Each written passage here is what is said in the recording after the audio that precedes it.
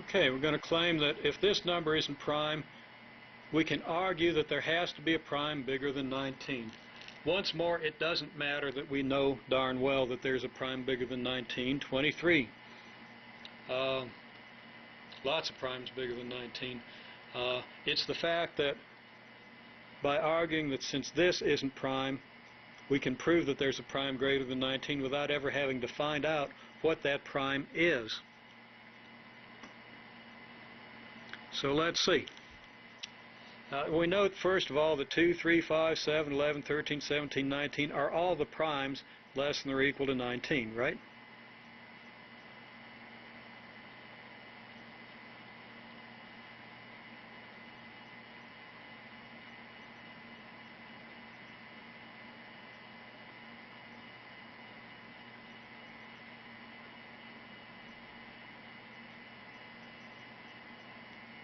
Now,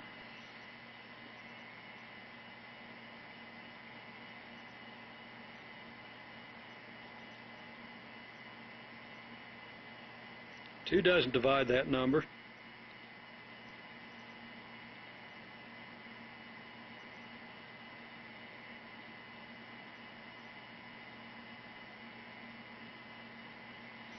I was going to put that over 2. You know what I was going to do, and it wasn't the right thing.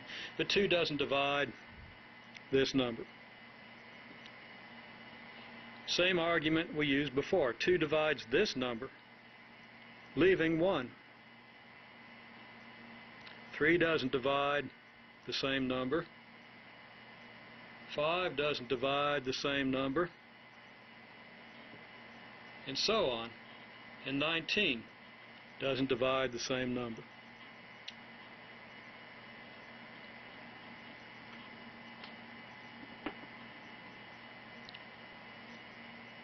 Now, if this number isn't prime,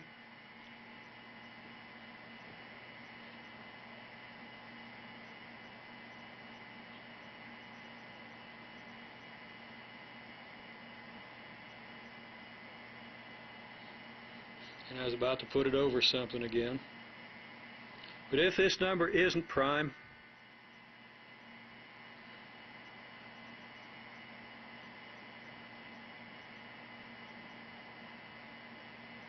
some prime divides it,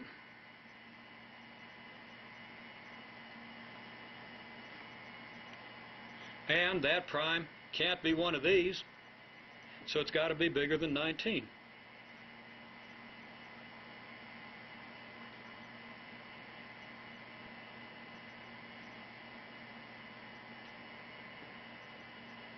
So, does that prove that there's a prime bigger than 19? Not quite.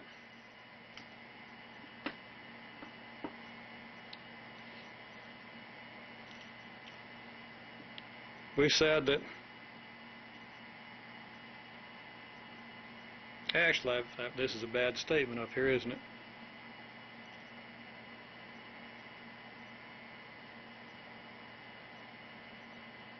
No, this is a good statement. If this isn't prime, then there has to be a prime greater than 19. Now, what if it is prime?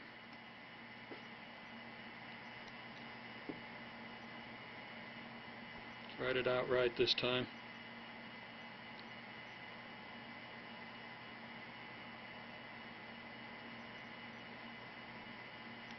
If it is prime, then we conclude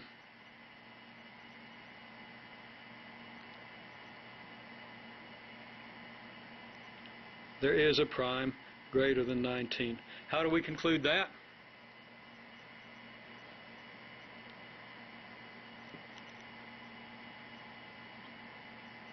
Well, the prime is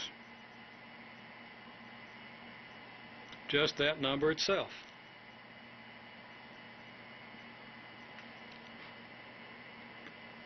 So, either the number itself is prime, in which case there's a prime bigger than 19, or it's not prime, in which case there's a prime bigger than 19.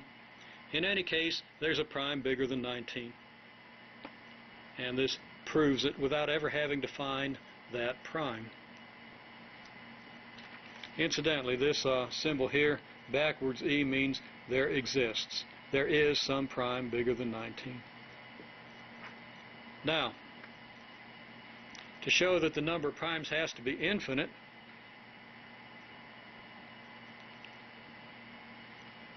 let's say that these are the first n primes enlisted in order from smallest to the nth prime.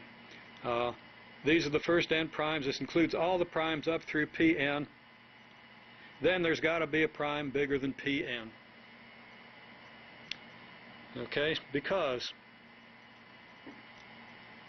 now I'm getting tired of writing out all these big products, and also I keep writing them in the wrong place, so I'm going to write this number as capital P. And I'm going to do the same thing that I did before with 2, 3, and 5, or 2, 3, 5, 7, 11, 13, 17, 19. I'm going to multiply all these primes out. I don't have to know what these primes are. I just know that if there are, okay, if Pn is the last prime, then this is your complete list of primes.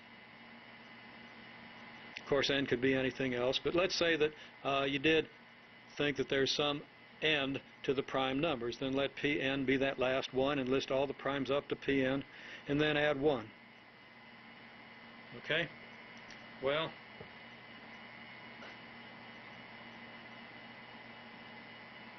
what is it that P isn't divisible by?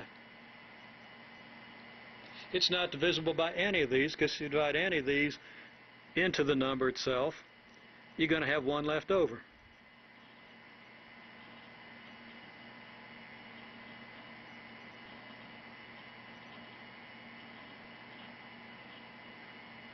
So it's not divisible by any of the first n primes.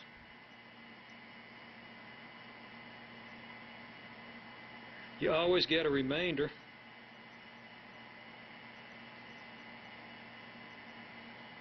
of 1. You've got to get that remainder, because of course any of these numbers will divide into this number itself evenly, leaving 1 left over. Okay, so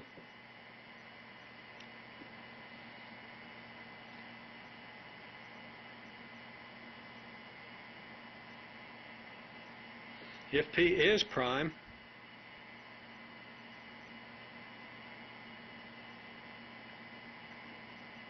then Pn isn't the last prime.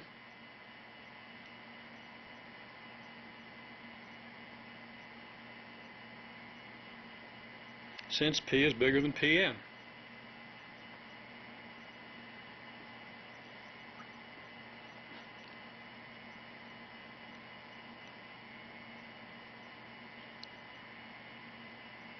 If P isn't prime, then what? Then there exists, that's a there exists a prime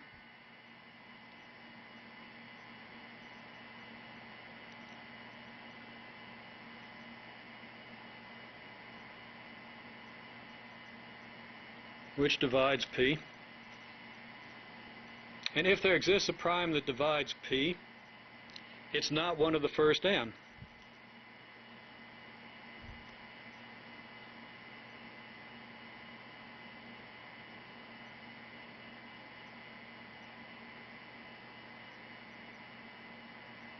It's none of these. These are all the primes there are. So gotta be, or these are at least the first n primes. So that prime has got to be greater than Pn, and therefore you conclude that there's always a prime bigger than Pn. And that works for any list. Now, if Pn is the last prime, then you have a contradiction, because if Pn is the last prime, that means there's no prime bigger than Pn. But we just proved that there has to be a prime bigger than Pn. So that's a contradiction.